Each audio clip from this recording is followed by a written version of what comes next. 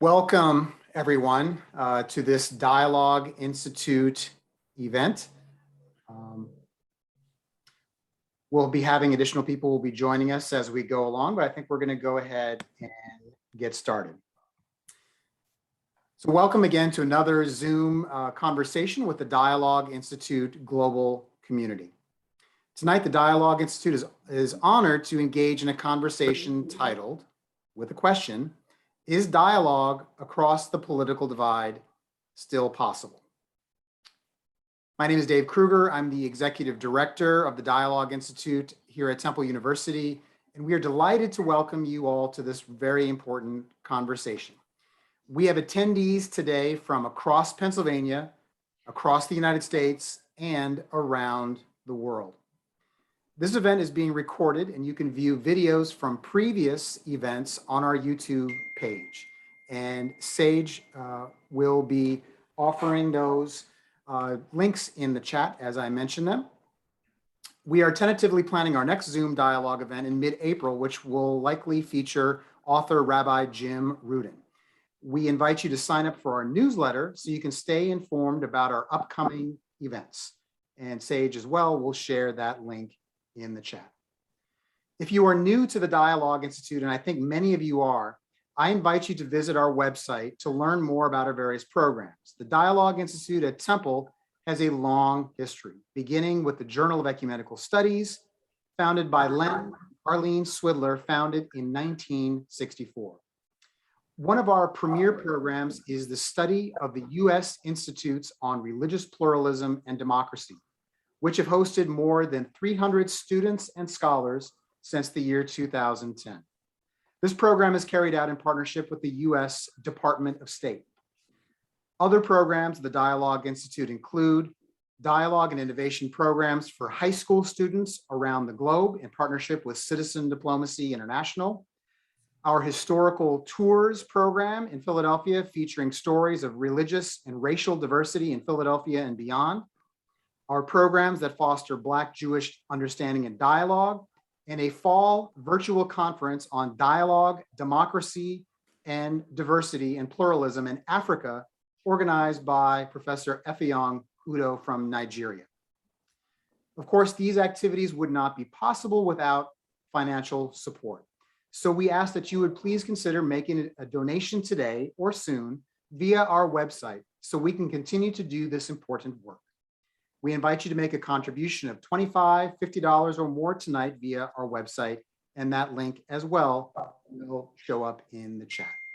So without further ado, I will turn it over to our Dialogue Institute Chair of the Board of Directors, Mr. Majid Al-Sayed. Thank you, David. And I want to welcome all of you to this evening with the Dialogue Institute. I am an immigrant from Iraq. I came to this country as a 19-year-old, and America has been good to me. I've been blessed as an immigrant beyond my wildest dreams, and I've really come to love this country, come to love the principles it was founded upon: equality, religious pluralism, democracy. But it is a work in progress. We have a lot of work still to do to make it, to help it reach its potential. I love this country, yet I'm saddened that we live in a country divided by politics, by race, and one might even say by class. And it saddens me that so many Americans are caught up in culture wars, political battles, rather than spending their energy figuring out how to make this country a better place for all of its citizens. And many times we forget that no matter what color we may be, red, blue, or purple, we love this country. And tonight we have an opportunity to learn from a diverse group of thought leaders on dialogue across political divides. And we have two honored guests, members of the Pennsylvania House of Representatives, and we have three panelists, two of whom are board members. And I will introduce our representatives first and let them share a few pearls of wisdom with us. We have Representative Jared Solomon, who serves in the 202nd District, North Philadelphia. He's a graduate of Swarthmore and Villanova Law School, and he served in the Army. We also have Representative Jesse Topper from the 78th District in Western PA, which encompasses Bedford, Fulton, and Franklin counties. Representative Topper was an Eagle Scout. He coached football for a number of years, and he's an accomplished musician who has performed in the tri-state area. And he has a BS from Frostburg State University. So please welcome our representatives, and we'll invite them to share a few thoughts with us on this subject matter. Who would like to go first? I appreciate my good friend from Philadelphia signaling for me to go first. I just want to, first of all, say thank you. Thank you for inviting me. I do represent the 78th District, which is a very good representation of what I would call Appalachia in Pennsylvania.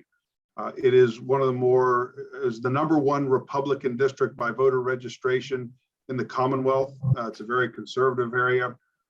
And that's why I really appreciate what the friendship that Jared and I have formed. Jared is from Philadelphia, a different part of the state. We come from different backgrounds. We have different ideas politically, and yet we have been able to form a very strong friendship. And I think that's important. And what tonight I hope will show is that you don't have to be moderate necessarily in your political views to be able to have civil discourse and be good friends. I don't think anybody would consider myself nor Jared moderates in terms of our ideology.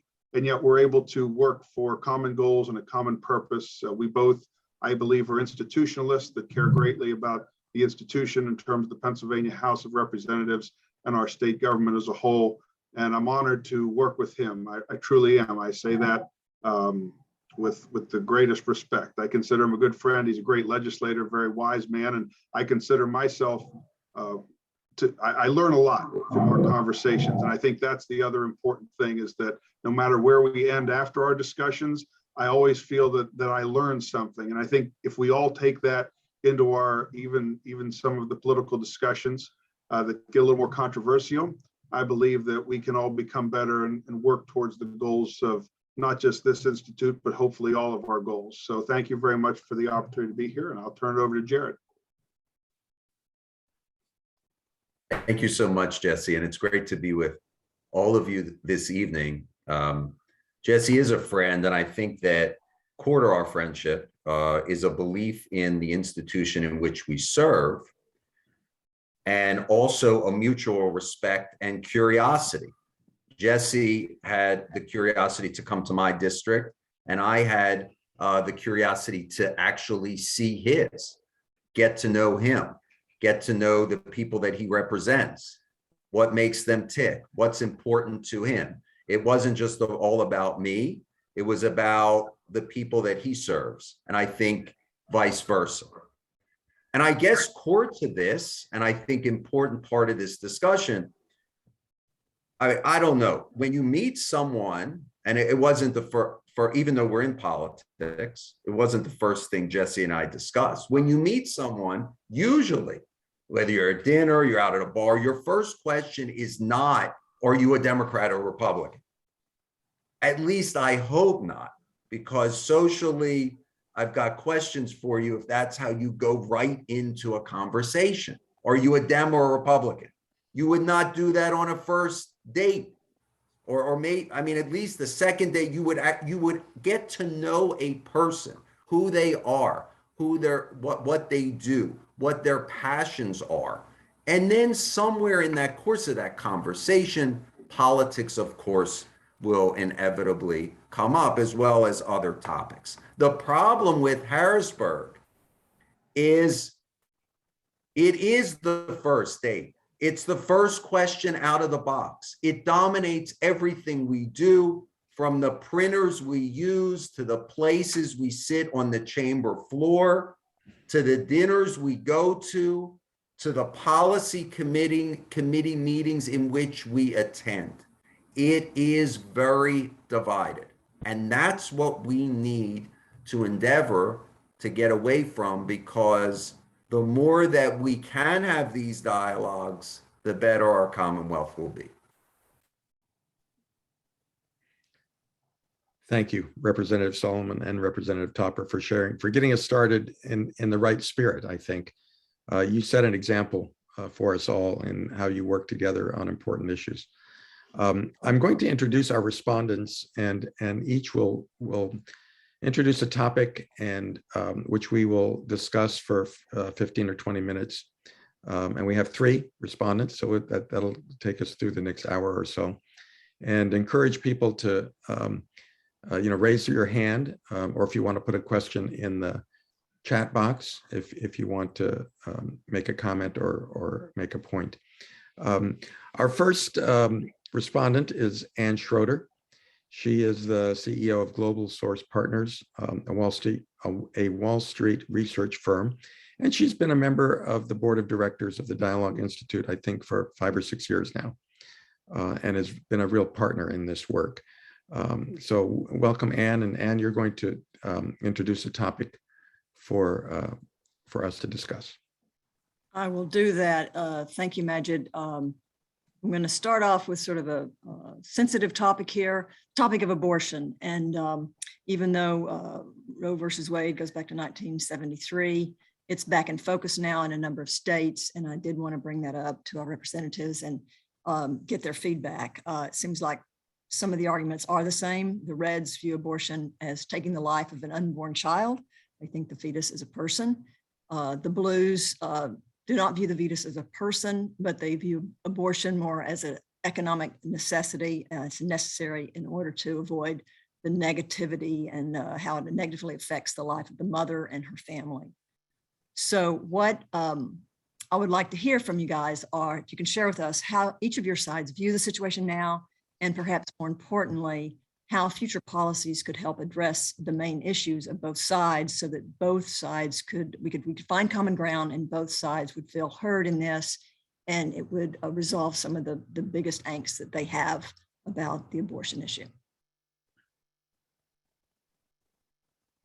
And thanks for that. First of all, I think you got to get the mindset right, the temperature down to engage in these issues, because sometimes the moment you say abortion, guns, people go to their ideological camps and they won't even engage in the discussion. So I think one of the interesting tacks that I've seen that I liked when President Obama first became president in 2009, what does President Obama do? He goes to Notre Dame and he puts out a clarion call to both sides to engage in better dialogue, to join hands in a common effort to understand both sides of the issue, not to demonize either side, and to sort of approach the issue with open mind, open heart. I think that's the right way to engage in the issue. And oftentimes we don't even get to engage because we don't take that approach. And then once we get into that framework, I think that for me, I would hope there is common ground when it comes to providing family support, parental training for families who are in need. I think that's where our focus needs to be. And if we could reach some common ground on that, I think we can make some policy wins for both sides. I mean, when you bring up abortion, that is going to be an inherently emotional issue. We can have disagreements on tax policy, but you're probably not going to get as emotional about it. We can have disagreements on transportation funding, but at the end of the day, you're not going to get that emotional about it. Abortion is deeply personal because for many, it goes back to their religious beliefs, which of course this institute talks about, that there are varying beliefs, when it comes to our religion and where we come from. When I talk about abortion, I try and go into it with this mentality. I'm not trying to put the other person on the defensive about their views, which will inevitably can happen if you come out of the gate hot on a certain issue.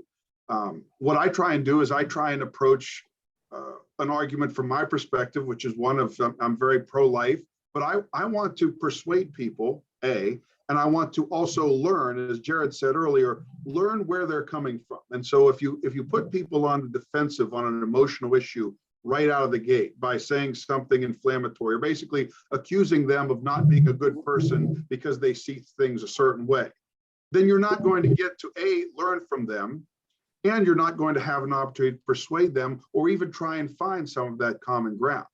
Sometimes with abortion, I approach it as somebody would the death penalty, which is we still have the death penalty in some cases in America. Some people are for it, some people are against it.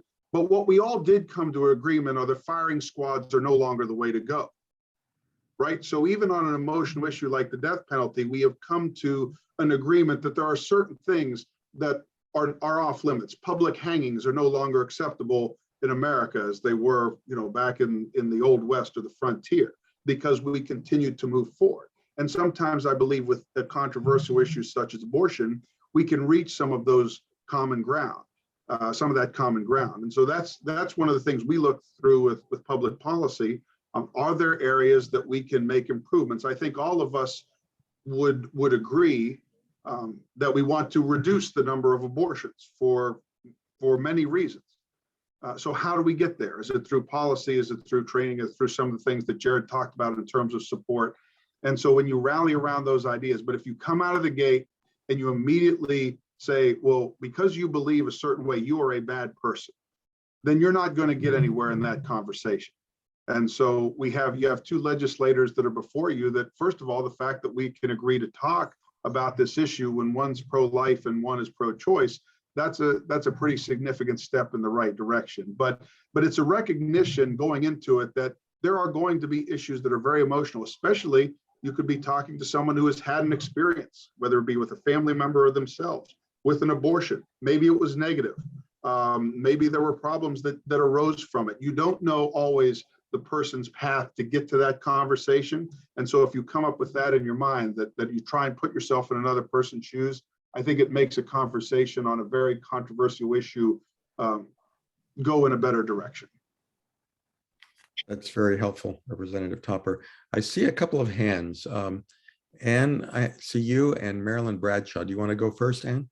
I'll just make mine quick since I made the opening comments, but there are certain things they're just never going to agree on. It's either you're killing a live person or you're not. It's either a fetus that's coming to life, it's already has a heartbeat, it's got life, or it's just cells. So you're never going to change the minds of the sides.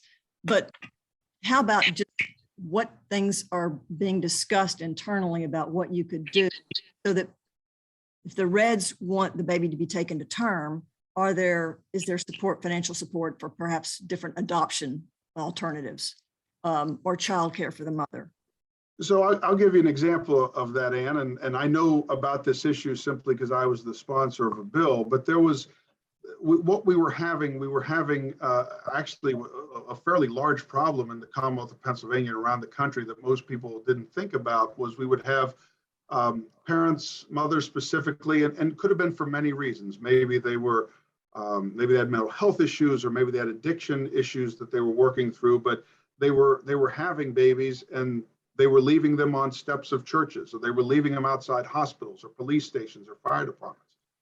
And there were several groups that had come up with actually creating what we call baby boxes or safe haven locations, where they were incubators that a child could be left, and there would be an alarm that would go off, and EMS services and police stations, and they could help the child and the mother who maybe was didn't want to deal with any kind of questions or was worried about potential liability issues or prosecution. It allowed for a safe space. And I think over the course of when that legislation was acted initially, my legislation opened it up a little bit, but initially over 2,000 babies were able to receive care and were able to get into families that were supportive. And that's one thing that passed the General Assembly unanimously, both out of the House. Senate was signed into law by a Democratic governor. That might not be an abortion issue, but it is certainly a life and care issue.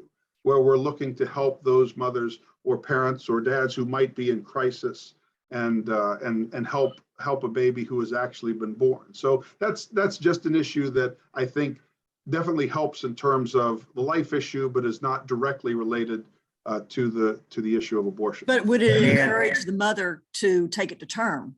What is going to encourage this mother to not abort it? Well, I mean, though, again, having services available, I wouldn't say that legislation did that particularly. That was one of those things of saying, look, we want to care for children both inside and outside the womb, but having a support network set up. And look, I'm someone who, quite frankly, does not always believe that government provides the best solutions for those support networks. But making sure that we're creating policy that has those networks set up to make people feel that they do have choices, I think is important. And I think Ann Minicozy made a comment in the chat group that dialogue legislation could better occur if everyone approaches it as a whole life issue, discussing, life from, financial support for families with newborns in some way, childcare, daycare, and looking at it holistically. So that's a helpful comment. Marilyn Bradshaw? Marlon, I'm thank sorry, you. Marlon? Yeah. That's okay. I'm a medical professional, and speaking, I don't think that anybody stated anywhere that if you believe pro-life or pro-abortion, that you are a bad person. I think the issue is Roe v. Wade was put into effect to make abortions safe, which if we get rid of Roe v. Wade, they're going to go back into back alleys again because it's going to be illegal. The problem is, if you think about it from a science point of view, if the baby can't live on its own, if the fetus can't live on its own, if you think that life starts at conception, if that fetus or embryo or whatever is put outside of the woman's body, can it live on its own without assistance? That's the meaning of life. If you can't, so if people are willing to say that they are pro-life, why don't we have legislation that says if they want to sponsor pro-life arguments, then they have to take responsibility for the person who wants to get rid of their baby. I will sign something that says, if you carry your baby to term, I will take responsibility for it. We have two sides to every story. Well, there are, Marlon, and thank you for your opinion. And that is what we're trying. That's what we're trying to, I guess, bring to the fore, is that there are on difficult issues like this, two very different opinions and beliefs that are probably not reconcilable. But is there a place where both positions can meet, where they can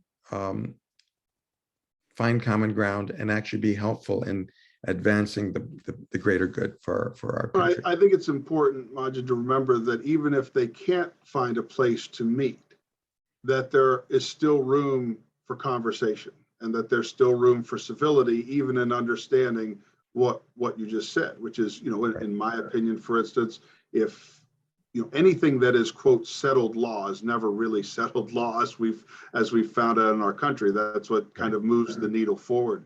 But I think that's the important part, is that when you have two policymakers like Jared and myself that can sit down, and we have had conversations around this issue, there very well could be areas that even if we don't agree fully, that we understand that we can move to. And Jared's, of course, feel free to chime in. Yeah, I mean, we are going to fundamentally disagree on the underlying issue, right? I believe this is a fundamental constitutional liberty and freedom that must be protected because it involves one of the most intimate healthcare decisions that a woman, and solely a woman, needs to make. So for me, that's the starting point. But what I think, and Ann, you brought this up a moment ago, and I saw a little flurry in the chat about incentives, disincentives for having this conversation. There are no incentives to have this conversation because they don't happen. Most folks who are in government, first of all, are pretty siloed. So there is this perception that all government officials and the administration and city, state, federal government are all talking, right? This is the Dialogue Institute. So you would want a very robust dialogue around an issue like this. It does not happen. Right. So until we get those incentives right, that incentivizes subject matter experts, dialogue, debate, thoughtful conversation, you're not going to have a lot of the back and forth that Jesse and I often do. That's based on a mutual respect and friendship. Right, and that's a point that David Hyman, who a friend of the community here, put in the chat. That what are the political incentives and disincentives of collaborating with the other party? And unfortunately, there, too much money is raised out of demonizing the other side rather than dialoguing with the other side. And part of that, I always say, a lot of people will throw that immediately on those who are in public office, or I like to think of us as public servants. At least Jared and I, some would call us politicians. But when you get into that political world, I always say there's a reason why negative advertising works, because it works. Right, that's why they use it. That's why consultants use it. And so I've always said the government is a reflection of the people. So as long as the people who are electing Jared and myself, if they begin to have better conversations, if they begin to have more civility, you will see that in your representatives. But as long as the people who continue to vote call for blood, so to speak, then that seems to be what will move those who are seeking to serve them. That's an excellent point. I think we're going to move to the next topic, unless Representative Solomon, do you want to make a last point before we move on? I think we got to fix I think we got to really focus on the incentives, disincentives. I think that is a critical point of engagement, so that when I'm in the House of Representatives and I walk to talk to Jesse on the floor, members of my own party should not be saying, "Oh, what are you doing? Or are you moving to the other side?" And the same. It sounds as though that's happened to Jared, is what I'm saying. I think that has happened. And the same thing with Jesse coming to me on my side of the aisle. So you have to get the framework right. And again, on this issue, when it comes to parental supports, well, paid leave, Jesse's never going to agree on that, but he should. He desperately should, because it's the right thing to do. Yeah, he's still working. Parental support, paid leave, ensuring that our childcare workers have a bump up in salary. All of these things, if we are really focused on family, we need to all get there, and these should be bipartisan touch points that we can all rally around.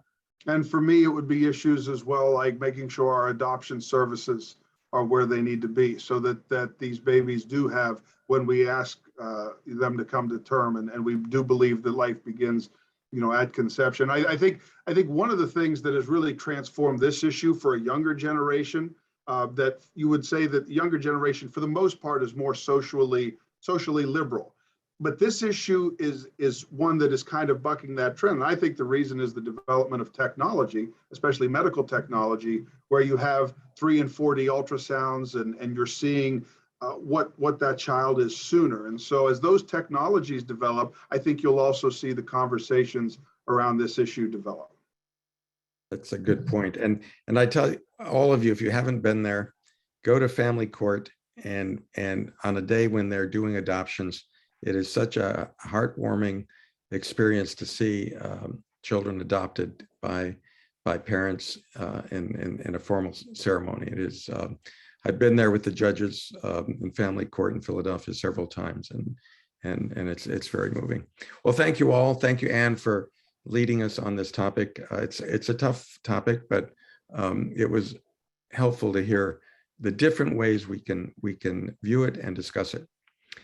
Next, I'm going to call on KU, who's also a member of the board of directors of the Dialogue Institute.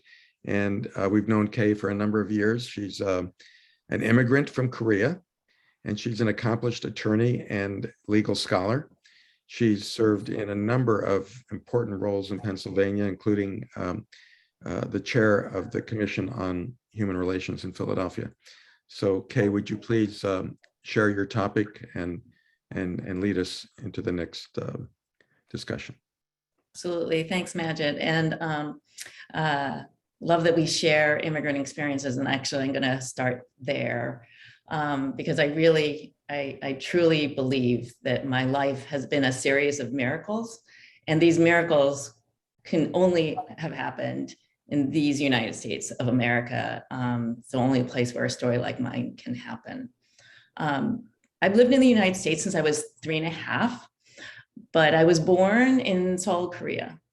And like in so many families, it's my mom who sacrificed everything so that I am now living the American dream. When I was about 10 years old, I found deportation notices for me and my entire family. By the time I was in college, I was working hard to navigate these new immigration laws that passed in 1986. And this actually gave me the opportunity for me to become my own first client. I went to research the new immigration laws, I gathered evidence, and ultimately I submitted an application for a permanent residency. And this whole journey is what inspired me to go to law school.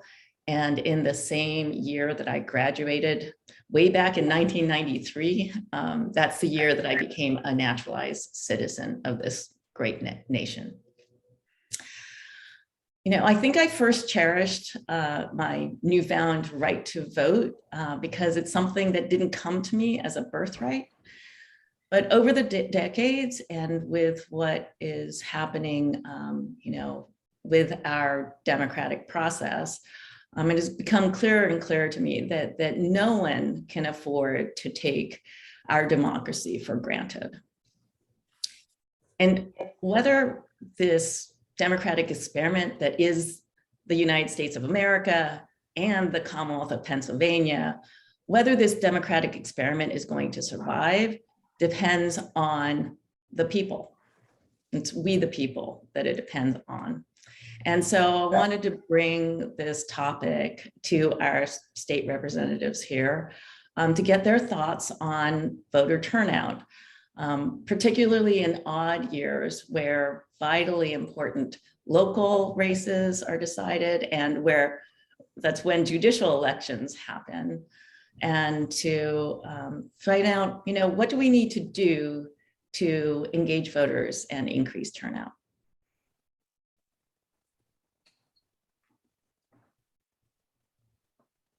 Thank you, Kay, for sharing your story with us and your experience. And I think if there's a silver lining through COVID-19, and there aren't many, but I think if there are a few, one of them is it seemed to remove a little bit of the sense of entitlement from Americans. And what I mean by that is a lot of things that were taken for granted were gone, and they were gone quickly.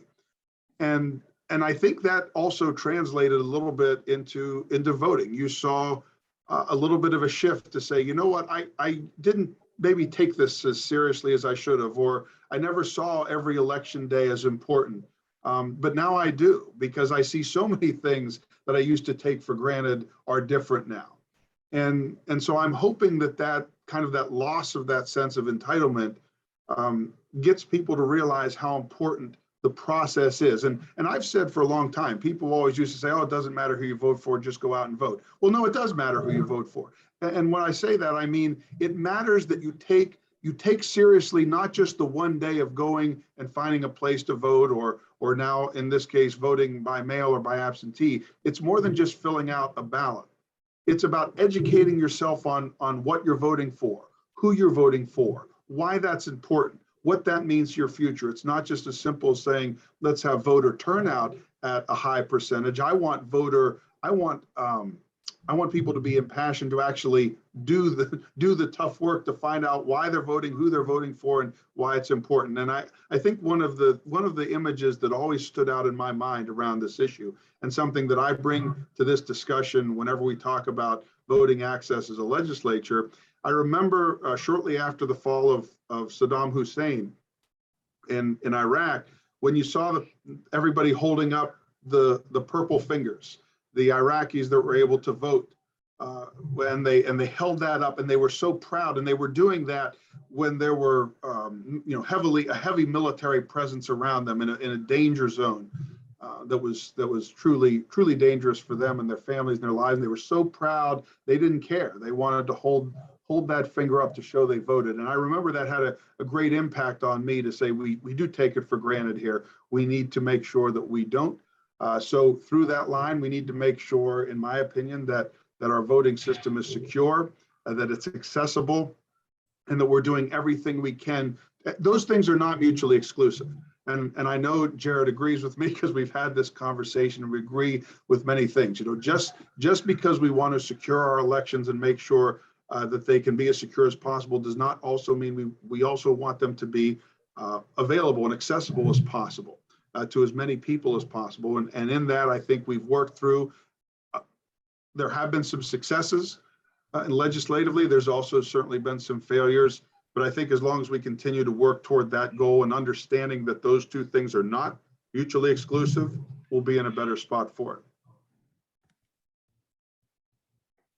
So, right, Jesse, he'll always lead with the security thing up front, right? Because I think that's the lens, right? We need those secure elections, audit provisions, and then we go on, right? But I think there's got to be a balance here. And Kay, thank you for sharing that beautiful story, and that needs to inspire us all to take the sacred right of the franchise seriously, embrace it, and expand it.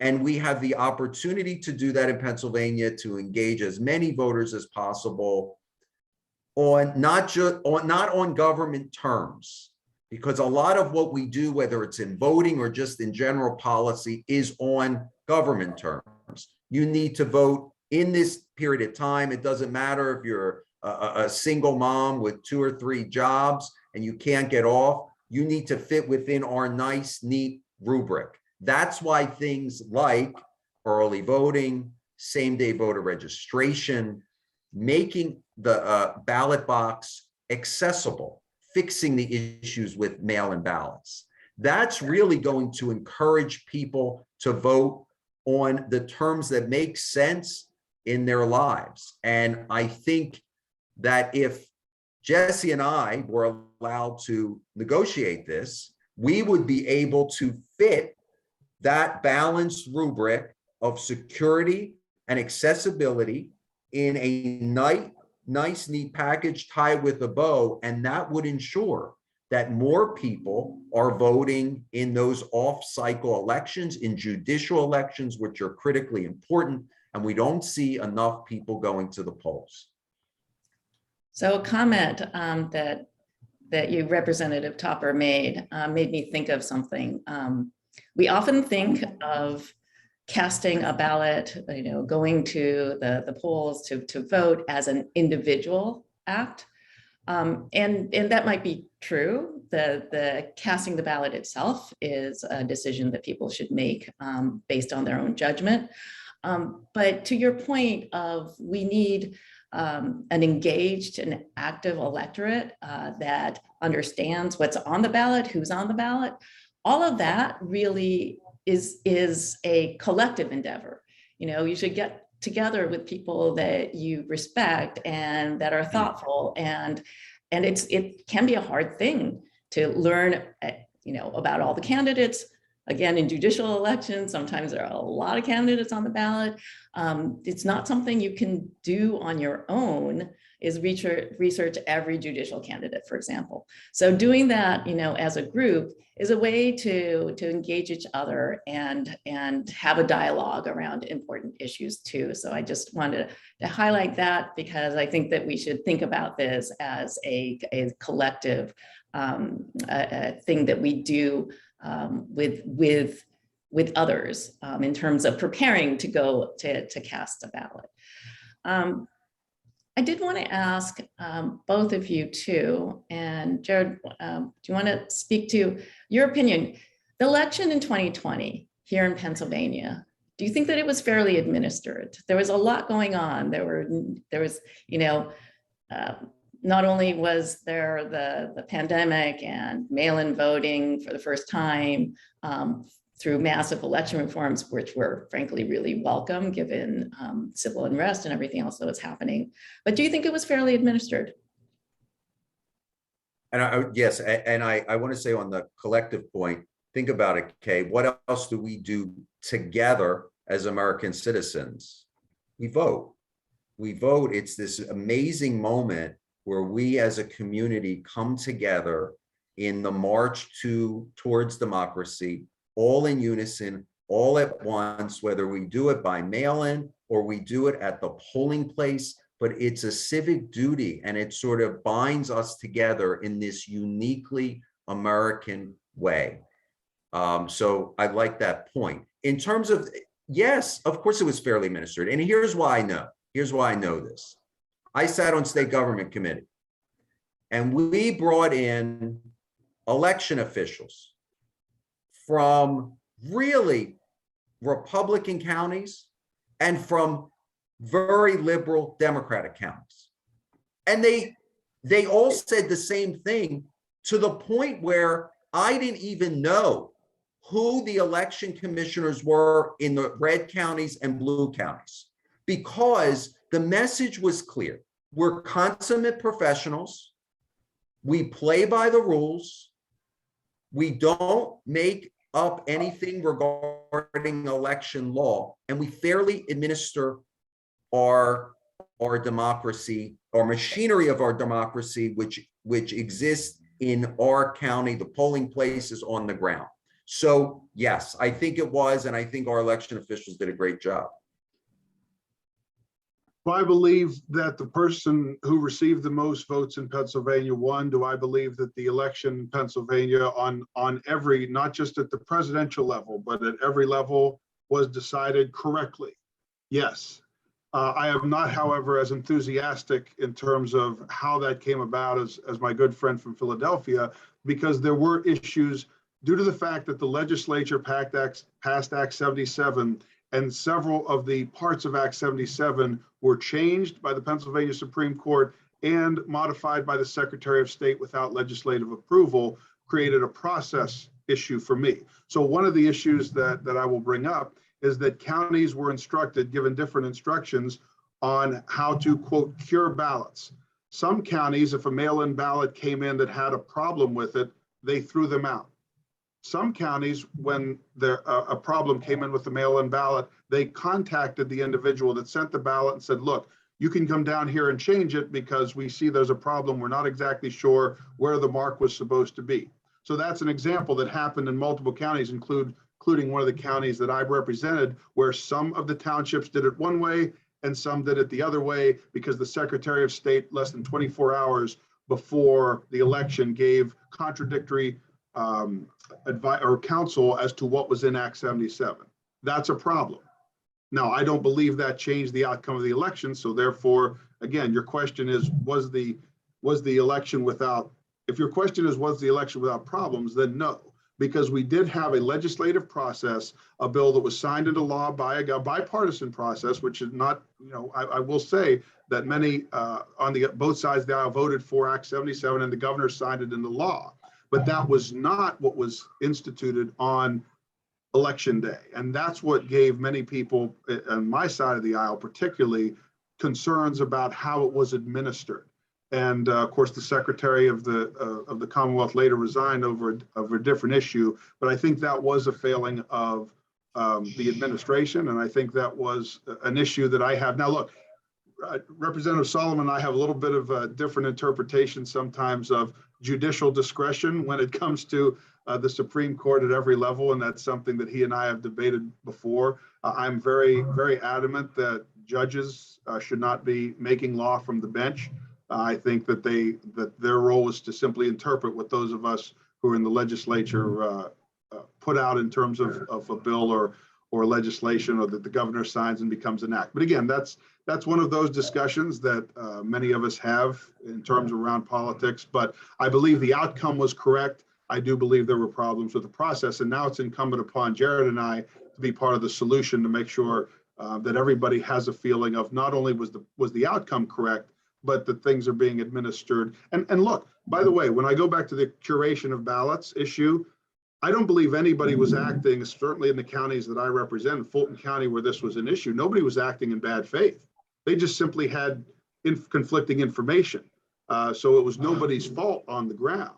It was just simply a matter of, we need to make sure that we're following the letter of the law and not allowing things to be changed at the last minute. So Representative Topper and Representative Solomon, we're getting towards the end of this time period for this question, but before we end, and this might take us a bit over time, Ryan Elsaya makes a point about a concern about the 2020 election in January 6th and the violence that occurred. And that still seems to be a major issue. Well, it's obviously in the courts, it's in Congress, but there still is a lot of support for that movement of stopping the steal, supposedly. Would you please share a few comments about your thoughts on the impact of January 6th on the American psyche and democracy?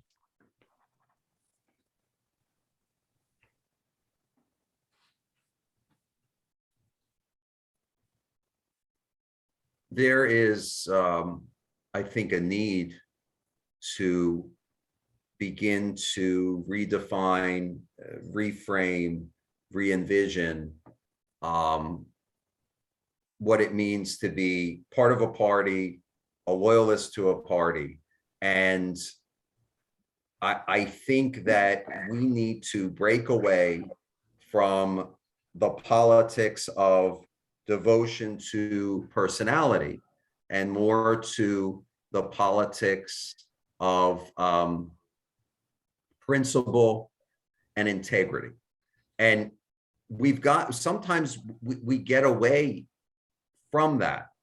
And we have not sometimes been able to put out a clarion call to be really clear when things are black and white, to simply call them what they are, whether you are a Republican or Democrat. And we all saw what happened on January 6th. We all need to be clear in articulating that on both sides of the aisle. January 6th was a sad day for me. I can remember where I was actually when it was happening. I was driving to one of my very good friends' viewings. A fellow legislator of both Jared and myself, Mike Reese, who was one of my best friends, who had passed away on January 2nd. And I remember driving and I was listening to the radio and hearing what was going on. And I'm a law and order guy. And when you break the law, there are consequences to that. And I am not an advocate for civil unrest. I'm not an advocate for rioting, looting, and any sort for any reason. I believe we have laws in place for a reason.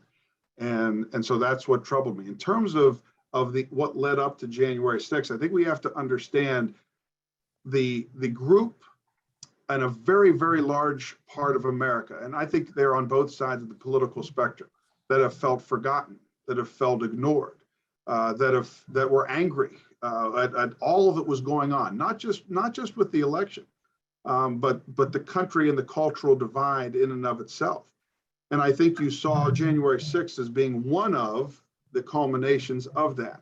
And that's why we need to do what we're doing now. That's why it's important, if we want to see to the question of what impact did that have on democracy. Well, I hope it has a positive one, because I hope it helps us realize that what brought us to that point must not happen again. Part of that is working collaboratively to ensure and have, no matter who wins an election, that people feel that it was administered fairly. And that's part of what Jared and I need to do in terms of legislation, but it's also part of what our conversation needs to be collectively and as a group. To ensure that things like that never happen again, we have to do what we're doing now and tone down the anger that has come, and that, again, was not just over the election of 2020. It was a build up to it. We were in the midst of a pandemic that divided families, ideas of mandates, ideas of vaccines, ideas of business waivers, that truly I think all of us can know friends and families who no longer speak to each other because of what happened over the years and the civil unrest that was in our cities at the time. So there was a lot that built up to that. We need to understand that. We need to absorb it, and we need to see the mistakes from it and the terrible things that happened because of it. And then we need to change it, and we need to change the discussion. And I think that will improve our democracy moving forward. Thank you for those comments on from both of you on this. Very, very helpful, I think, to our group to understand how to move forward in a better way. And thank you, KU, for leading this part of the session. Much appreciated. Next, we are honored to have Sean Chambers to talk to us about the next topic. He's a professor of English at the Valley Forge Military Academy, and he's the director of academic affairs there. Sean, it's all yours. Thanks. This is a fantastic conversation. I'm honored to be here, and I'm so glad that we're having this in Pennsylvania. I think about what's been said so far and what is missing from the conversation. And so talking about education is really important. I'm glad I can bring that voice to the conversation. When I think about the abortion issue in education, I really think a lot about the thing that hasn't been said, which is how to educate boys. We're talking a lot about this, and we're not talking about boys and abstinence, boys and behavior, boys learning to put peer pressure on their boys about how they behave. And I sure wish politicians would talk more about guys in this conversation. And in terms of the law, I really appreciate what everyone's been sharing about getting everyone active, getting everyone voting, having integrity, I heard, having principles. What I didn't hear was compromise. I wish more politicians would talk about not making deals in cynical ways, but compromise. And so those things make me think about us talking. I think we all need to be teachers and better teachers. Lawyers need to be better teachers. Politicians need to be better teachers, and teachers need to be better teachers. Our partnership with the Citizens Diplomacy Institute and the Dialogue Institute, we guide young people to have conversations. And I'm going to ask you two about talking with each other.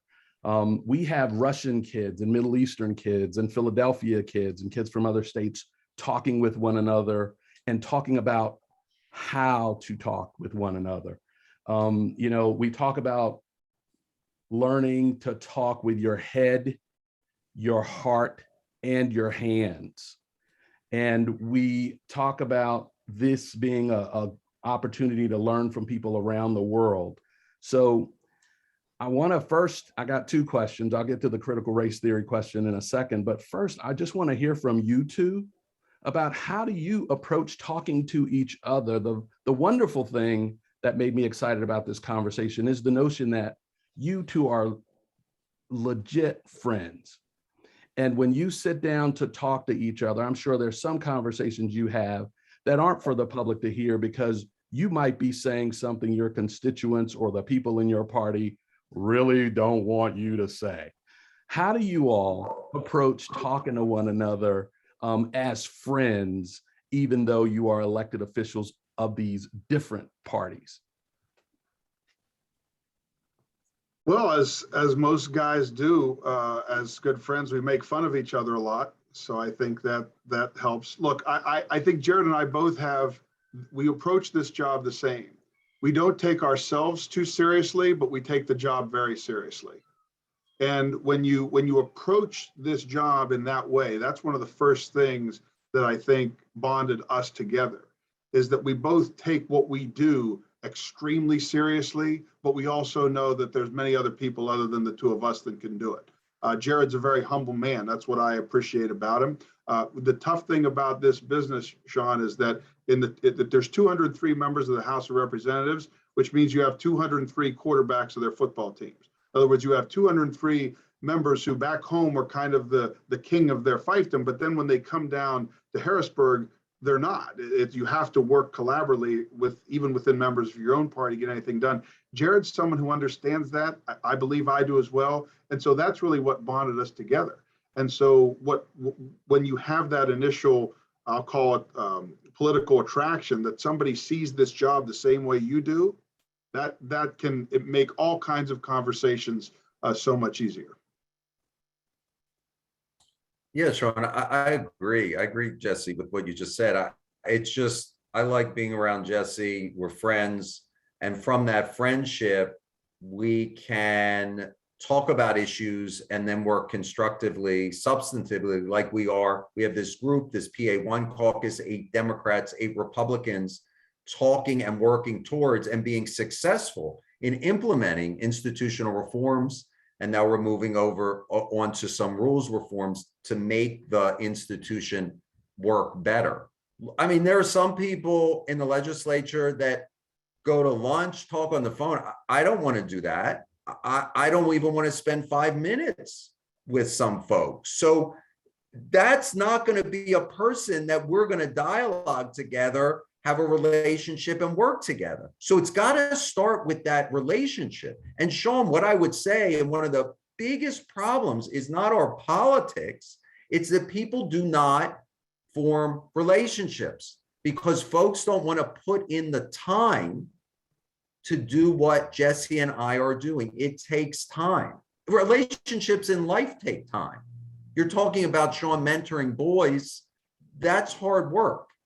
I coached the youth basketball team, and the minute I didn't show up to 2 practices, one of the young kids came up to me and he said, "Coach, I thought you forgot about us."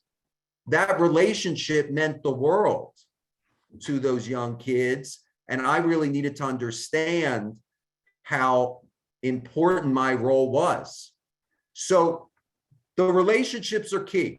You get the relationships right, you're going to get the policy right, you're going to get the institution firing all cylinders. Once the relationships break down, the whole place is going to go up in flames because you don't have that foundational element. The fact that Jared coaches an athletic sport concerns me greatly. Just so we'll move on from there.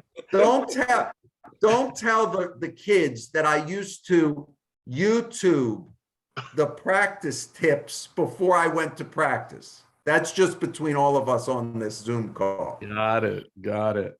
I appreciate what both of you all shared because it makes me think of the first President George Bush talking about there needing to be a big tent in the Republican Party, Bill Clinton talking about there needing to be a third way instead of just us talking about one way or another way, a Democrat or a Republican way. There needs to be a third way thinking.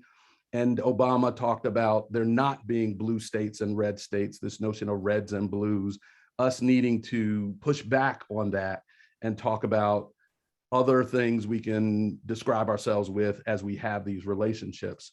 And so in terms of the notion of education and raising awareness of concerns of African-American students and families, this label of critical race theory has gotten brought into the discourse.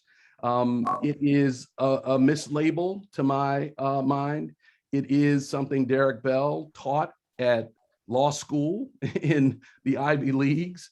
It is something that you might learn about in a philosophy class in college. It is not something that anyone teaches in K-12. And so it's a mislabeling of efforts people are actually making.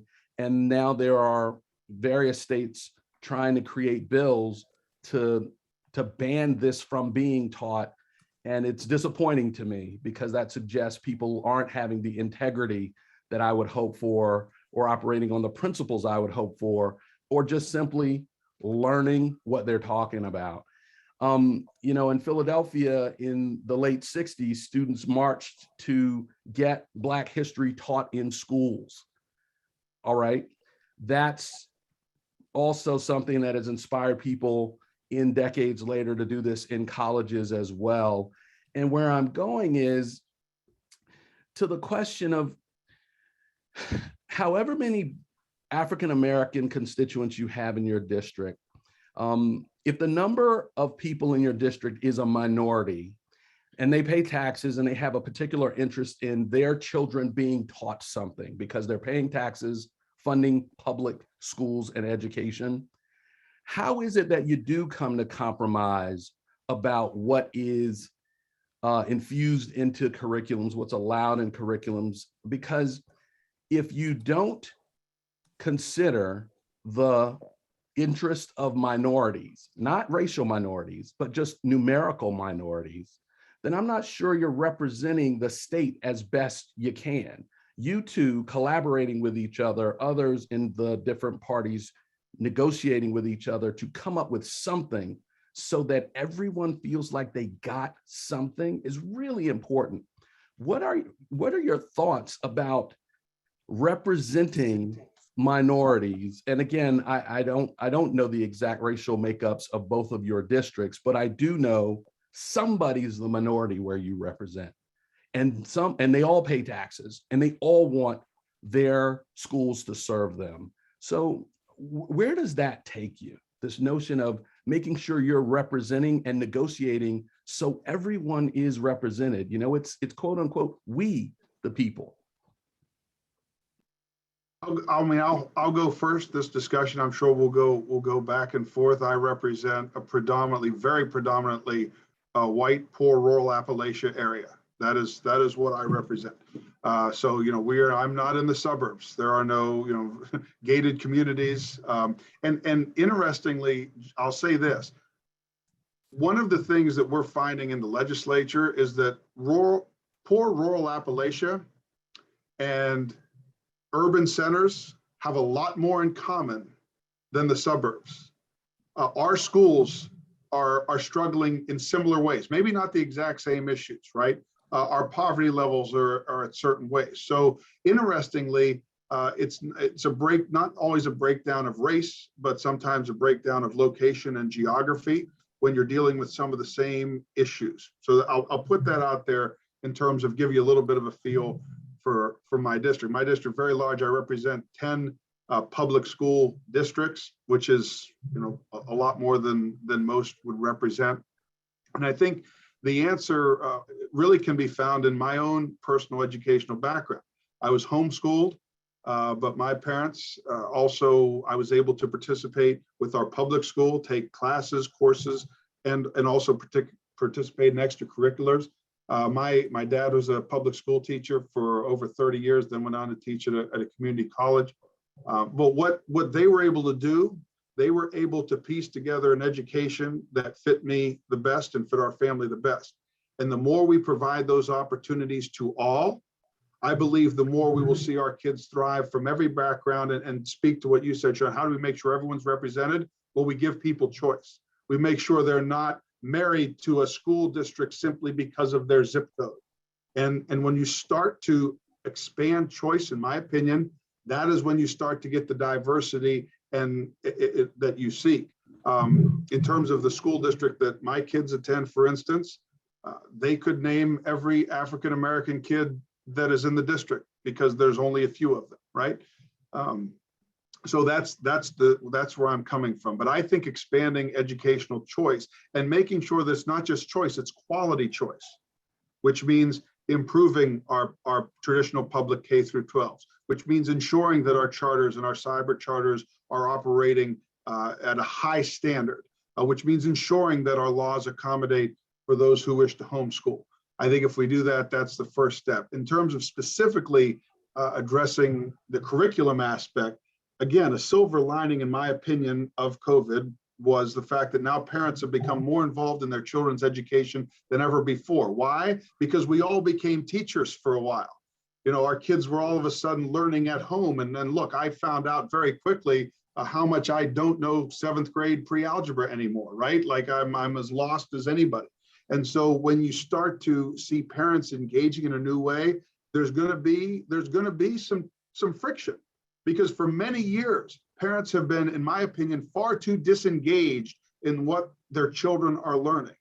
Now all of a sudden that they're hyper engaged, there's going to be a little tension, there's going to be friction, there's going to be things that come up with curriculum says, why are my kids learning this? I didn't learn this back then, or why is this being taught? And now we have to start working with that. And I think that's a good conversation to have. It's not always going to be clean, it's not always going to be smooth, but I think it's a conversation that we need to have now that more parents, grandparents, and guardians are actually engaged in what their kids and their students are learning in school. So Jesse, just a quick comment. I chair the board of Delaware Valley University in Doylestown.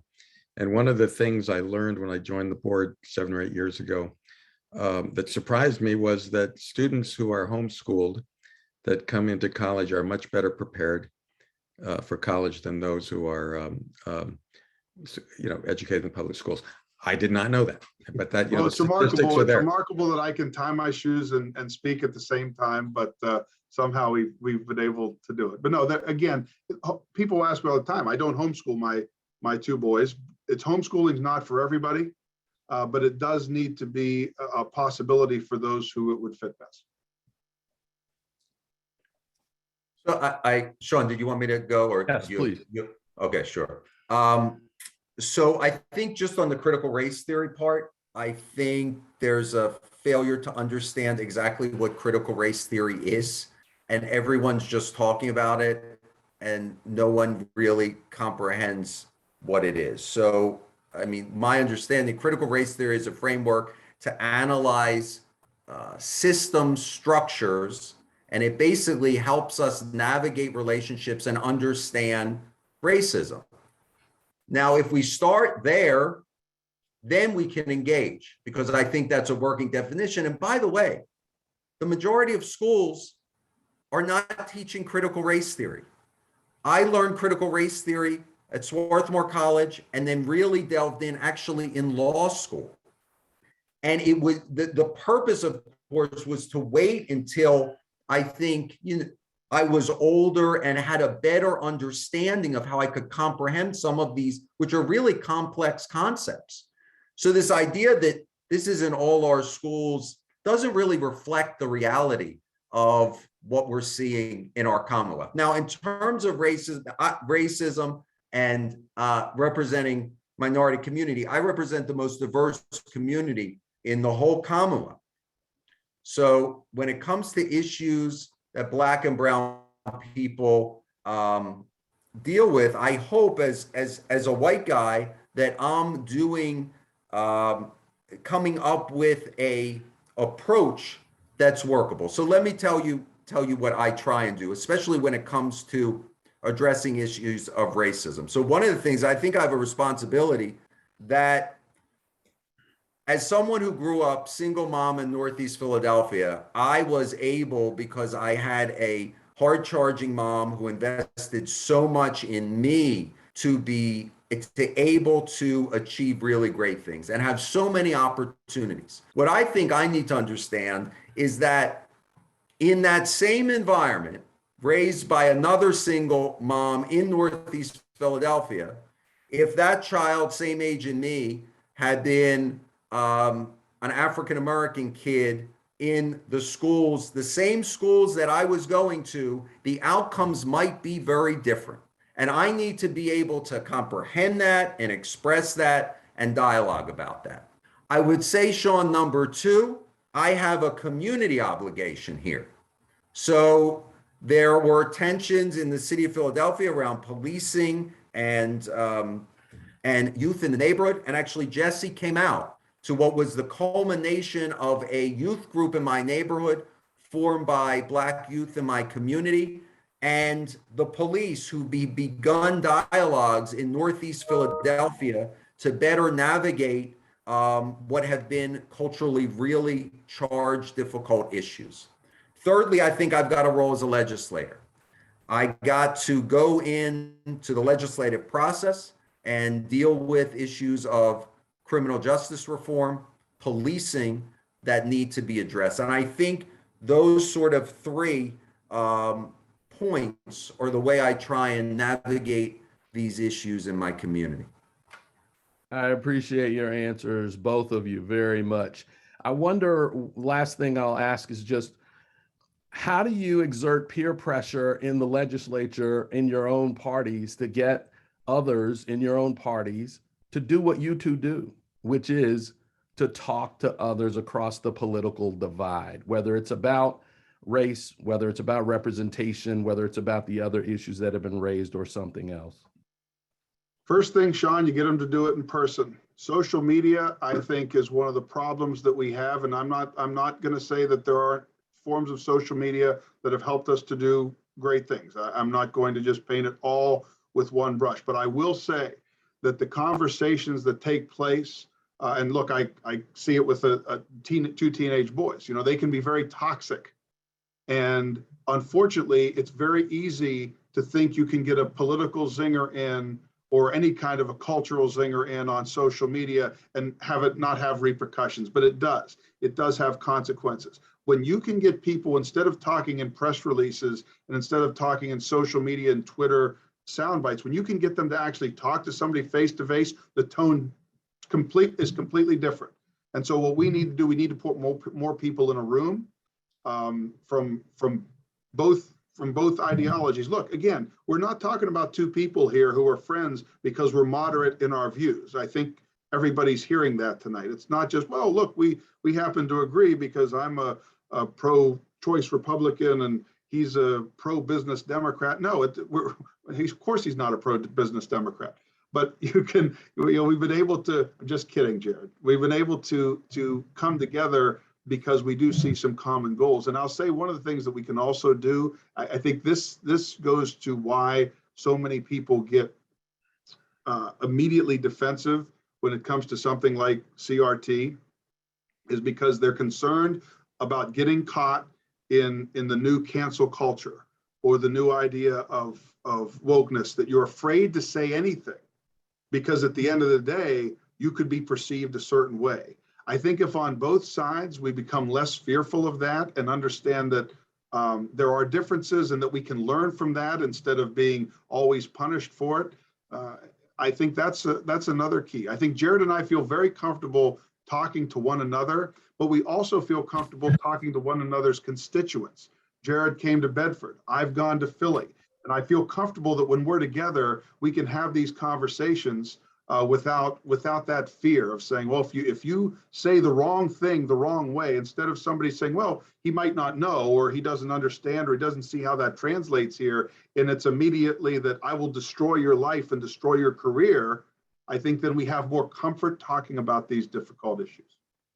Yeah, Jesse, and I think that, Sean, the way you do it is you just sort of built it into the DNA of the place. Meaning there needs to be a program where Jesse's staff and my staff switch offices for a few days and learn what it is to be in Bedford and what it is to represent Philadelphia, right? That's one thing that needs to get done. There needs to be encouragement from all sides that when we're out of session, that there needs to be dialogue and discussion socially. People get to know one another, and that can be very simply done, just calling members together for a happy hour. That you don't have to, if it's not a Democratic happy hour or Republican happy hour. It's just people getting together, enjoying one another's company. These are really simple first steps, but they would be a long way. They would go a long way to changing the culture of our institution. Thank you, Jared. So with that, I thank Sean Chambers for taking the lead on this topic, and I think we've all learned something from this discussion. I'm going to turn it back to Dr. Dave Kruger. I think, Dave, you're going to lead us a little bit in a discussion around dialogue principles. Thanks, Majid. I just wanted to share one resource from our website, the dialogue principles. And as I've been hearing the conversation, I've been hearing I've been hearing us all engage in many of these types of principles along the way. One thing that I think stood out to me was principle uh, number 8, where I think Jared and Jesse, you both talked about the importance of building. Dialogue is built on the basis of building mutual trust, building that relationship and building that connection. And just affirming that as a really important critical piece of developing a foundation for dialogue. One of the first principles that we have is this this notion of the purpose of dialogue is to be willing to be in a position of being able to learn from the other. So a question that I would have, just one question tying to our principles for Jared and Jesse as we transition back to Majid's kind of closing, bringing us together. I'm just curious, Jared and Jesse, as you've been dialoguing, engaging in conversations with one another, how have you maybe been led to reevaluate your own positions? Our dialogue principles have been kind of forged in this interreligious dialogue, Muslims and Christians, Jews and Christians, secular humanists and Buddhists, between these different types of traditions, and how people kind of like learn and have a new perspective gained on their own perspectives. So Jared and Jesse, could you share maybe an example of how either of you have been shaped by your relationship with the other? Oh, and sorry, I was just thinking of the last question. Another thing that in terms of what we need to do is we need to change the seating chart in the House. All Democrats need not sit with all Democrats. All Republicans need not sit with all Republicans. It should be RD, RD, RD.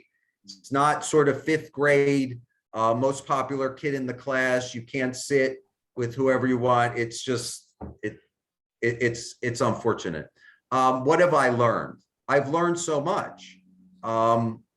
So it's issue-based. I would say first I learned from Jesse, right? We disagree, for instance, well, we disagreed on almost everything tonight, but one of the things we didn't talk about is on environmental justice issues. We do not agree on those issues. But what Jesse can explain to me is he can explain to me the position of folks in his district, what the natural gas industry means to people in Bedford, what it means to people in the T region of the Commonwealth, that it means jobs, family sustaining jobs. And while I don't agree with the legislative outcomes, I open myself up to at least understanding where he's coming from. The other thing, it's strengthened, I think, our relationship that I no longer, and I think Jesse alluded to this, when I first got in the legislature, I thought the only way to bring people together is if Jesse became more like a Democrat. And that somehow I would keep pushing my political viewpoint, that he would move my way and eventually say, you know what, you're right, I'm in the wrong party.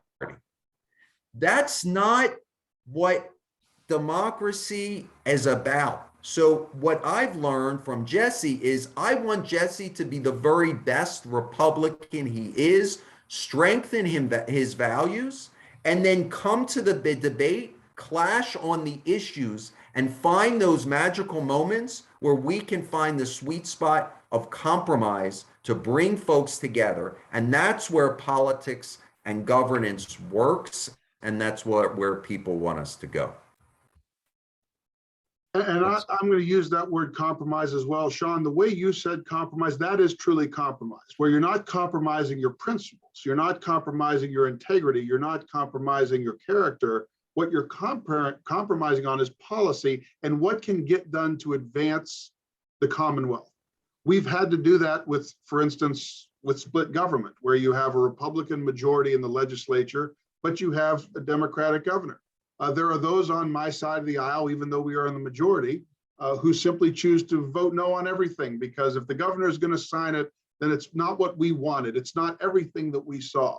And I say, if you ask me what I've learned most, from Jared and from this process is that I'm not a dictator, and that's a good thing. Not everything that happens, not even everything I vote for, is 100% what I would want to see. But I've learned through discussions with Jared what I can do to make sure that the ball still gets moved in the correct direction. And I think that one of those examples is how government operates. You know, when I came in as a firebrand, conservative, I thought everything, we need to run government like a business. I remember saying that even in my first campaign. Well, that's not going to happen, nor should it. Government can't operate like a business. It must operate in a different way. That's something I've learned. And that's something that, Jared has also, our relationship has showed, is that there are ways to make government work like good government. It doesn't have to work like something that I pictured. We can make government into something that works for the people, not the other way around. And I really appreciate the fact that we can dialogue on the size and scope of government, even when we disagree. There are many things that we can agree on. For instance, some of the victories, I'll just say that we've been able to achieve through this group.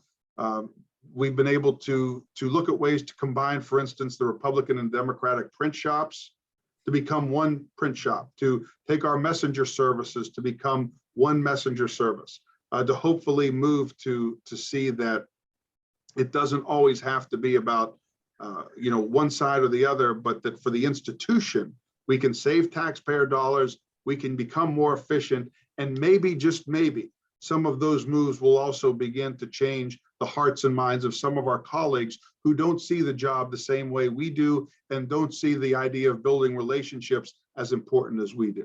So those are some of the victories that I think we're able to achieve in the institution. And I'm happy to do it. I enjoy it. It's made me look. I will say this: these past 2 years have been some of the most trying of any of our lives. Certainly, for Jared and I think we're still relatively considered young people. I'm 40. Jared looks like he's 26. I'm not exactly sure how old he is, but these have been difficult times, and so from seeing the growth of that in some of us, I think it's caused us to maybe adjust our priorities a bit, think about what is truly important. And one of those important things are relationships, friendships, and that can transcend politics and should many times. And I think that makes better public policy in the long run. And so that's why I'm happy to be here during this time, even though there are a lot of nights when Jared and I both wonder why we're doing what we're doing and how difficult it is. But I think it's worth the effort, and nights like this make me realize why. So I appreciate the opportunity, and again, appreciate working with Jared in the House. Representative Topper, I was trying to count how many times you said, I learned. And that is what we hope comes out of dialogue, is learning from the other. Our founder, Dr. Len Swidler, who's been doing this work for, 70 years, he turned 93 this year. He has a favorite quote that I think we all repeat time and again, is that nobody knows everything about anything. And I find when I am with someone who is of a different faith or a different political party, if I really want to learn something, I need to take the time to listen, understand where they're coming from, put myself in their shoes, and I come away a better person for it. So I think you both, Representative Solomon and Representative Topper, have kind of did exactly what we were hoping to see tonight, is really demonstrating how to exemplify your principles without compromising your integrity or your principles. So we thank you for that, for the time you've given us tonight. I thank Sean Chambers, Ann Schroeder, KU, and of course the Dialogue staff for all the good work that they do. They are the ones that do all the work to put this together. And for all of our attendees, we thank you for joining us. We hope this was interesting to you. Drop us a note. Let us know what you might think you might want to hear about next. We're anxious to do more of these, but we want to do them. We want to respect the audience. We want to do it in a way that is of interest to you. So we promised we'd be done by 9 o'clock. It's not quite there yet. Dave, do you have anything to share before we bring our evening to a close? Just thank you all for attending this event tonight. This was a little bit of a new experiment for us to move into the area of political dialogue after building on our kind of cultural and religious dialogue over the decades. We're really grateful that you all participated tonight. Please do sign up for our newsletter. We'd like to be in touch with you to share about future events that we host. So my heart is full, and I feel really inspired about seeing how dialogue can be modeled in a constructive way. And hopefully it was done, and certainly was done in such a way that we expressed our desires, our hopes with honesty. So thank you all. We hope and I see Anne has a comment that you'd like to. No, I just, Dave, from the audience participating, if they sign up to get our newsletter, can they just send back to you if they have ideas on future events, like specific topics we could go into? Is that how you prefer them to do it? Please do. Yes, you can. I can drop my email address in the chat box here, and Anne or Majid, you're welcome to do the same thing. If you'd like to reach out to us directly with suggestions for topics, tweaking the format, different approaches, we're very open to learning from you and engaging in dialogue from you about how best to do dialogue. Could I speak up? May I speak up? Yes, please. Yes. I just tuned in. I got an email, and my husband and I joined the dialogue way back with Ken Swidler, who is a dear friend of ours back in Pennsylvania. Yes. I am now out in Port Angeles, Washington, and my husband has passed away. His name was John A. O'Connor, and he wrote several books that you folks maybe have heard of. But at any way, this is a new thing for me, and this is wonderful. And do you meet? How often do you meet? By Zoom? Well, Sarah, we've only done a few of these. So we started doing them during COVID, but we want to continue to do this because we actually have graduates of the Dialogue Institute around the world, 300 or 400 in Really? 70 different countries. And we had a few tonight from other parts of the world. Finland. So we will do more of these. Let us know what you're interested in discussing, and we'll try to keep it interesting. Well, good. Whoever sent me the email, I say thank you. I very much appreciate it. And I hope Thank you for joining. to join it again. Thank you. Thank you so much. So it is 8:59 on the East Coast. So with that, I wish you all a good evening, and thank you for joining us. Good night. Thank you so much. We'll be sending a link with the YouTube video as soon as it's posted, and we'll eventually post a transcript of tonight's conversation as well. So thank you again. Good night. Thanks, Dave. Have a good night.